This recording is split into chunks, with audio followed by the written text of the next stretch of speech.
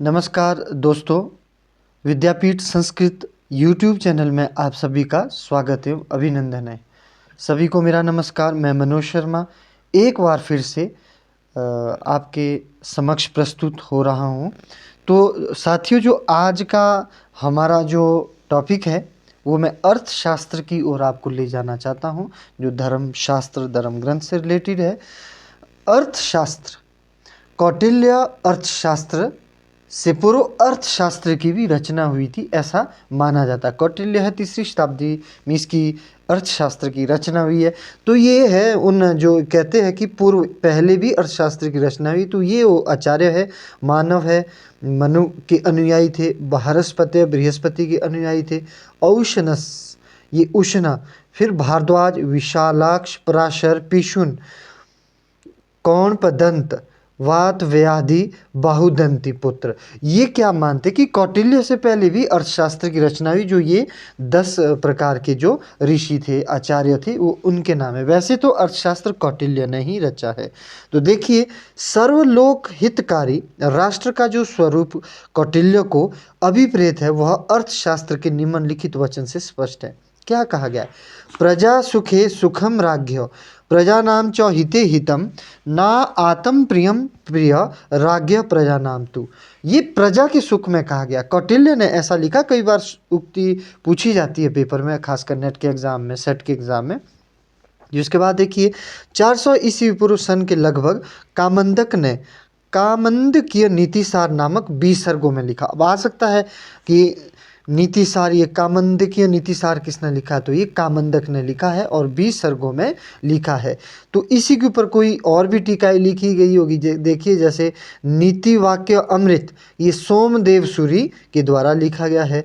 लघु अर्थनीति हेमचंद्र के द्वारा, युक्ति कल्पतरु भोज के द्वारा, शुक्र नीति राजा शुक्र के द्वारा। वेरी इंपॉर्टेंट है, यहाँ से प्रश्न आ सकता है। लघु अर्थनीति हेमचंद्र पहले भी पेपर में पूछा गया है। युक्ति कल्पतरु भी पूछा गया है, भोज के द्वारा लिखा गया है। तो इसके बाद आते हैं जो अर्थशास्त्र, कि इसमें क्या है कि अर्थशास्त्र में 15 अधिकरण है। विषय या प्रकरण कितने हैं? 180 है और अध्याय 150 है और इसमें 6000 श्लोक है।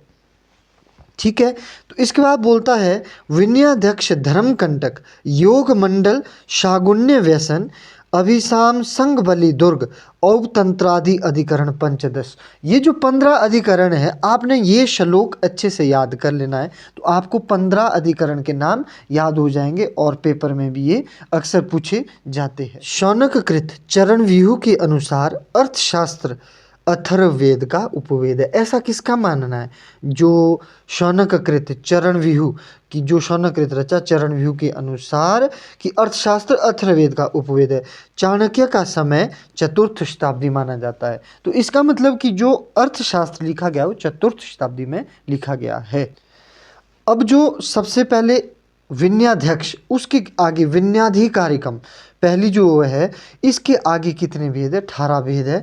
विद्या, समुद्देश, वृद्ध संयोग, इंद्रियज्य, अमात्योत्पत्ति, राजर्षि वृतम, मंत्री पुरोहितोत्पत्ति, उपधाभि, शौचा शौच ज्ञानमया, गूढ़ पुरुषोत्पत्ति, गूढ़ पुरुष प्रणिधि। ये इस तरह से आप जो इसके 18 भेद है, इसको आप पढ़ लीजिए। यहाँ पे आप देख सकते हैं सब कुछ लिखा हुआ है।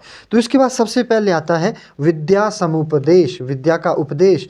कि विद्या, कौटिल्य ने अन्वीक्ष की, त्रयी वार्ता, दंड नीति, इन 4 विद्याओं की चर्चा की है। मतलब कि जो कौटिल्य इन 4 विद्याओं को भी मानते, जब इन 4 पर चर्चा की है।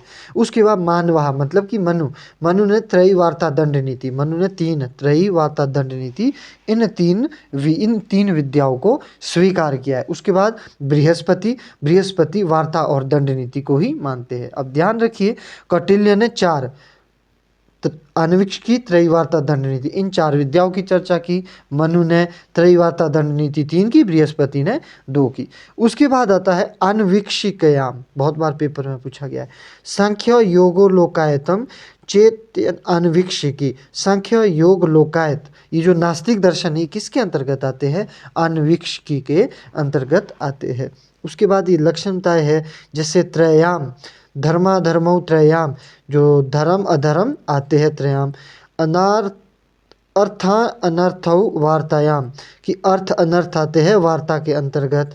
फिर नयपनयौ दंड नित्याम कि नयापनय सुशासन और दुशासन का ज्ञान प्रतिपादित है। किसके अंतर्गत है? ये दंड नीति के अंतर्गत है। प्रदीपः सर्वविद्यानाम् उपायः सर्वकर्मणाम् आश्रयः सर्वधर्माणां शाश्वतानि अन्वीक्षकी मता कि यह अन्वीक्षकी विद्या सर्वदा ही सब विद्याओं का प्रदीप, सभी कार्यों का साधन और सभी धर्मों का आश्रय माना जाता है। मतलब ये किस अन्वीक्षिकी से रिलेटेड है? त्रैविद्या तीनों वेदों मतलब कि ऋग्वेद, यजुर्वेद, सामवेद तीनों वेदों का समन्वित नाम ही त्रयी है। तो दोस्तों आज छोटी सा टॉपिक था, इसी पे ही चर्चा की है। नेक्स्ट इस यही अर्थशास्त्र का पार्ट 2 भी आपके समक्ष प्रस्तुत कर दिया जाएगा। लाइक सब्सक्राइब करना ना भूले और शेयर करना भी ना भूले और कमेंट के माध्यम से अपनी प्रतिक्रियाएं जरूर दें। धन्यवाद।